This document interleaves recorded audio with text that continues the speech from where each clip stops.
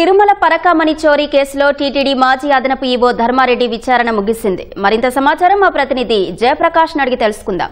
Jayaprakash, ధర్మారెడ్డిని CID అధికారులు ఎన్ని గంటలు విచారణ చేశారు? ఏ ప్రశ్నలు సంధించారు?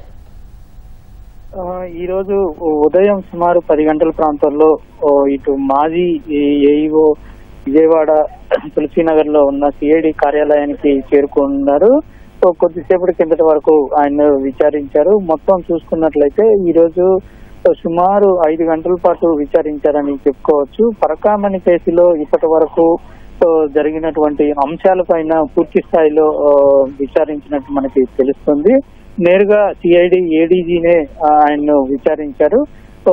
ఇటు విషయాలు చూసుకున్నట్లయితే ఒకటి, ఆ కేసు పెట్టిన తర్వాత జరిగిన పరిణామాలు, రవికుమార్ చోరీ చేసిన తర్వాత సతీష్ ఎవరి ఆదేశాలతోటి కేసు ఫిర్యాదు చేశారు, ఆ తర్వాత ఏ విధంగా పరిణామాలు జరిగాయి, దాని తర్వాత ఆయన ఎందుకు మళ్ళీ ఫిర్యాదు వెనక్కి తీసుకోవటం, ఫిర్యాదుని తీసుకుంటున్నట్టు ఇటు లోక్ అదాలత్ లో కేసుని ఉపసంహరించుకున్నారు, రాజీ పడ్డారు అనే విషయము, ఎవరి ఆదేశాల మేరకు ఆయన చేశారు, ఆయన వ్యక్తిగత హోదాలో స్వయం ప్రతిపత్తిగా నిర్ణయం తీసుకున్నారా లేదంటే ఎవరైనా ఆదేశాలు జారీ చేశారా అనే విషయం. దాని తర్వాత అయినా సరే అటు ఆయన పైన ఉన్నటువంటి విజిలెన్స్ ఉన్నతాధికారి కానీ మరోవైపు ఇటు టీటీడీలో ఉన్నటువంటి ఉన్నతాధికారులు ఎందుకు చర్యలు చేపట్టలేదు, దానిపైన విచారణ జరిపించలేదు అనే విషయాన్ని అడిగినట్టు మనకి తెలుస్తుంది.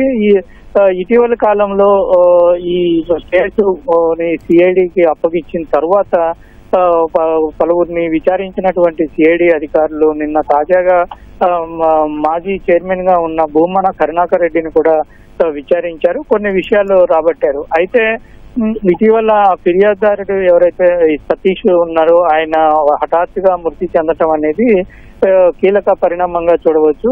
అది హత్య, ఆత్మహత్య లేదని ప్రాథమికంగా హత్య అని సిఐడి అధికారులు భావించి కేసు దర్యాప్తు చేసి దానికి సంబంధించి లోతైన విచారణ ఒకవైపు జరుపుతూ ఉన్నారు.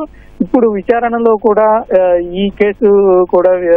ఈ కేసుకి సంబంధించిన ప్రశ్నలు కూడా సంధిస్తున్నట్టు మనకి తెలుస్తుంది. ఇందులో సతీష్ హత్యకు సంబంధించిన కారణాలు ఏమైనా తెలుసా అనే విషయాలు, మరోవైపు ఈ పరకామణి చోరీకి సంబంధించి రవికుమార్ ఎలా ఉండేవాడు, ఏ విధంగా ఉండేవాడు, అతను పైన గతంలో ఆరోపణలు వచ్చాయని తెలుస్తుంది, దానికి సంబంధించి ఏమైనా ఫిర్యాదులు ఉన్నాయా అనే కోణాల్లో కూడా విచారించినట్టు తెలుస్తుంది.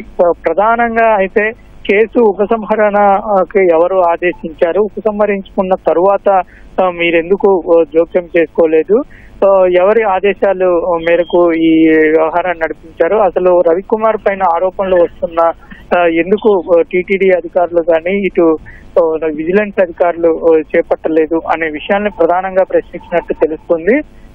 నిన్న భూమన కరుణాకర్ రెడ్డిని కూడా ఇదే అంశాలు ప్రస్తావించారు, ఎందుకు చర్యలు చేపట్టలేదు అనే విషయాన్ని ప్రత్యేకంగా అడిగినట్టు తెలుస్తుంది. మొత్తం మీద ఈ 5 గంటల విచారణలో కొంత కీలక సమాచారం రాబట్టినట్టు మనకి తెలుస్తుంది. అనంతరం మరికొంతమంది అధికారులని, అప్పుడు విజిలెన్స్ అధికారిగా పనిచేసిన వాళ్ళని, ఇందులో టీటీడీకి సంబంధించిన పలువురిని ప్రశ్నించే అవకాశాలు అయితే కనబడుతూ ఉన్నాయి.